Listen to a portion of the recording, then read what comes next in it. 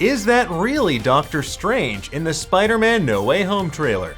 Folks, when there's something strange in your neighborhood, who you gonna call? A doctor! Especially if you're Peter Parker dealing with the fallout of being doxxed by J. Jonah Jameson and Mysterio.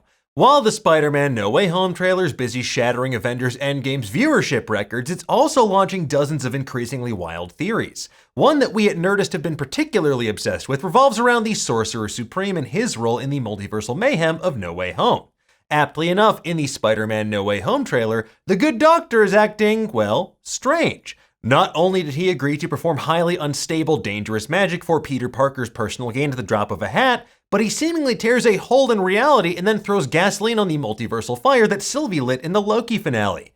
And this is all to say nothing of Steven's wintry new at-home look. That feels weird, but I'll allow it. Now, all of this begs the question, was that really Doctor Strange in the Spider-Man No Way Home trailer? Now we're going to break it down for you in just a moment, and as always, if you prefer to read all about it, Rosie Knight has you covered over on Nerdist.com. Now, of course, if we're right about this, it could be considered a spoiler, so if you're worried about that kind of thing, make like Wong and find the nearest portal on out of here. Okay, let's get into it, shall we? First of all, let's establish the stakes. During the post-credit scene of Spider-Man Far From Home, Quentin Beck, aka ya boy Mysterio, not only revealed Peter Parker's real identity, but released doctored footage to J. Jonah Jameson's InfoWars-style show to make it look like Peter murdered him using Mysterio's drones. As we see during the trailer, Peter's been branded public enemy #1. Both Peter and loved ones like Aunt May and Ned are being questioned by the police, and angry mobs swarm Peter and Spider-Man no matter where they go. In short, his life has become a living hell, and it looks like his loved ones could be in danger based on a certain shot from the trailer of armed guards surrounding what looks like the ruins of Aunt May's apartment. So naturally, Peter does what any teenager facing a difficult situation would do, he turns to the occult.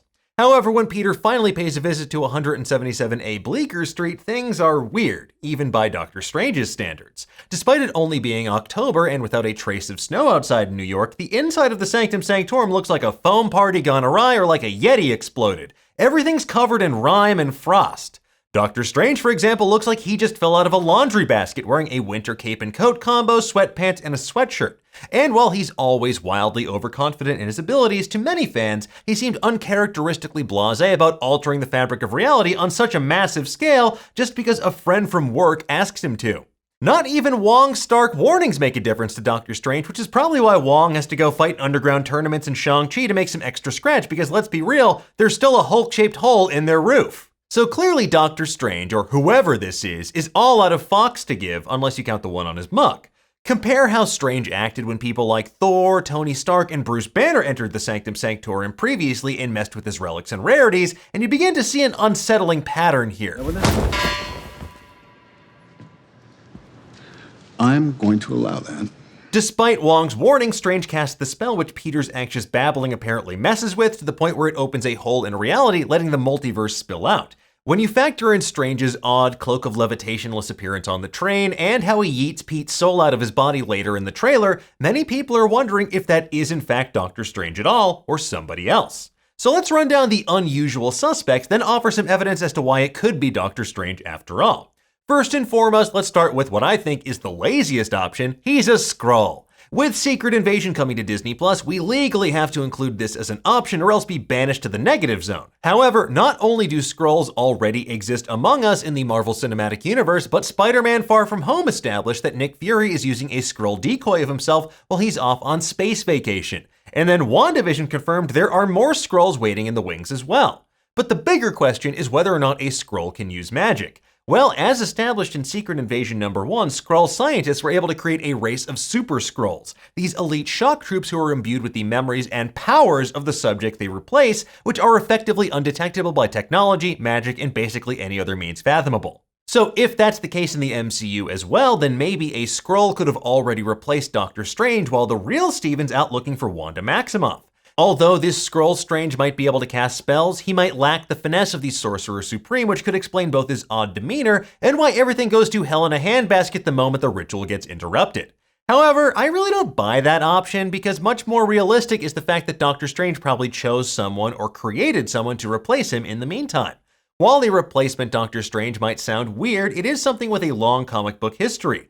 Beginning in 1965's Strange Tales 130, Doctor Strange has had a spell in his arsenal, the Images of Icon, or Econ, I don't know how it's pronounced, and that allows him to create duplicates of himself to distract and defeat his foes. We even saw a version of this in the MCU already, in the kick-ass fight against Thanos in Avengers Infinity War, and during his showdown with Dormammu in his Solo film. So it stands to reason that Doctor Strange could have created a fully functioning duplicate here to ensure the New York sanctum seems defended while he's actually off on another mission. I know it's a bit of a leap, but Doctor Strange is one of the most powerful people in the MCU, so anything is possible. Of course, he could have also simply handed the mantle of the Sorcerer Supreme to someone else in his stead. In the comics, sometimes when Doctor Strange ventured off-world or to another dimension, someone else would step into the role of interim Sorcerer Supreme. Although they don't typically make themselves look exactly like Doctor Strange, they might be using some sort of illusory spell to avoid suspicion. However, let's not forget one of the most suspicious aspects of the trailer, that winter wonderland that decorates the Sanctum Sanctorum. So one theory is that another lesser-known Marvel character like Shaman is standing in for Doctor Strange while Steven is elsewhere. As a member of Alpha Flight, Shaman is Canada's most powerful magic user, and is actually another surgeon turned sorcerer. Having spent time as a wintry recluse, perhaps Shaman actually prefers the cold, and maybe Wong is letting Shaman make himself at home. It could also help explain why Wong is so stern when he warns Doctor Strange against casting this spell for Peter. Our next option is one that's appeared in the comics time and time again. A villain is impersonating Doctor Strange. Maybe it's the mustache, maybe it's the cape, maybe it's Benedict Cumberbatch's beautiful bone structure, but bad guys love to pretend to be Stephen Strange. Over the years, countless people have stolen the Sorcerer Supreme's identity. Baron Mordo, Asmodeus, Rintrah, Blackheart, Oberoth Magaz, and even the New Mutants' own Magic, just to name a few. And while all of these characters are united by the fact they are magic users, the likeliest of this bunch is Baron Mordo, who clearly has a bone to pick with Stephen Strange. If you recall in the post-credit scene of Doctor Strange, Mordo thinks Earth has too many sorcerers, and I'm sure he'd love to be our planet's one and only Sorcerer Supreme. And last but not least, I'm sure you're all waiting for this moment, but based on the trailer clearly adapting elements of the One More Day, Brand New Day, and One Moment in Time storylines from the Spider-Man comics, this might not be Doctor Strange at all because it's Mephisto! I know. Have we learned nothing from WandaVision? Shut up. No, we haven't. Ralph Boner?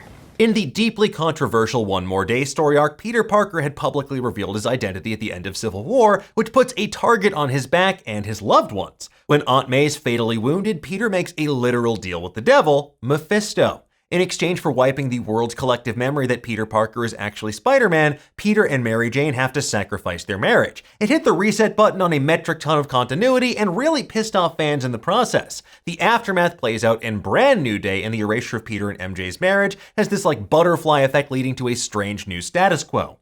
However, when you factor in the events of 2010's One Moment in Time, we get deeper context for the One More Day storyline and startling revelations about the aftermath of Brand New Day as well. After Mephisto worked his magic to erase Peter and MJ's marriage, MJ actually wound up getting shot by one of Kingpin's assassins. Desperate for help, Peter brought MJ to Doctor Strange to heal her and begged him to make everybody forget that he was actually Spider-Man. Not just the public, but everybody who knows. Now, these details have fueled speculation that Spider-Man No Way Home could be blending these storylines together, and this version of Doctor Strange we see in the trailer could actually be Mephisto in disguise, which would help explain why everything feels so off about the Sanctum Sanctorum scenes, and why that magical murder basement feels more murdery than magical. Of course, like every supposed Mephisto sighting to date, this could also be a red herring, and it could just be Doctor Strange. Let's call it Occultum's razor. The simplest explanation is usually the best one, especially when black magic and comic books are involved. So consider the following. Doctor Strange is a man defined by his arrogance. It's his fatal character flaw, one that he struggles with repeatedly over the course of his crime-fighting career. From texting and driving, to yoinking forbidden books from the Carmitage Library, to messing around with the Eye of Agamotto and the Time Stone, Doctor Strange has approximately zero qualms about doing things that are straight up dangerous and inadvisable. So, when Wong tells him that he shouldn't do something or cast a spell because it's too dangerous, Doctor Strange, he took that personally. He takes it as a challenge. And honestly, who would Peter Parker in the MCU even be without a goateed mentor that thinks they know exactly what they're doing all the time, always, only to wind up placing the world in even greater peril? And while Doctor Strange probably knows more about the multiverse than most people, having been to the Dark Dimension and witnessing 14,605 possible futures in Infinity War, he hasn't been around the block quite like the Ancient One has. I mean, comparatively speaking, he's like the boss baby of magic. Although Doctor Strange was instrumental in saving the universe, he might be arrogant in assuming that he can just meddle with the fabric of reality as we know it. After all, we saw how that worked out for Wanda Maximoff, and we know we're also heading into the multiverse of madness, so maybe Stephen Strange needs a bit of a humbling experience in No Way Home to realize just how out of his element he really is. Besides, I have an even bigger problem with this if it turns out to not be Doctor Strange, in that it's lazy storytelling. We already had this exact story beat in Spider-Man Far From Home. We have this new mentor figure in Mysterio who turns out to be evil. If you do that again with Doctor Strange, why? We don't need that. We already experienced this. Just let him be bad at magic for a change. Regardless, one thing is certain. Stephen Strange, or whoever's pretending to be Stephen Strange, is acting weird as hell in the Spider-Man No Way Home trailer. But we'll just have to wait and see who's really behind this spell gone south when that film hits theaters on December 17th. In the meantime, though, we'll have you covered with plenty of deep dives, theories, and other MCU goodness over on Nerdist.com. For now, though, tell us, what do you think? Is that really Doctor Strange? If not, who do you think it is, and why?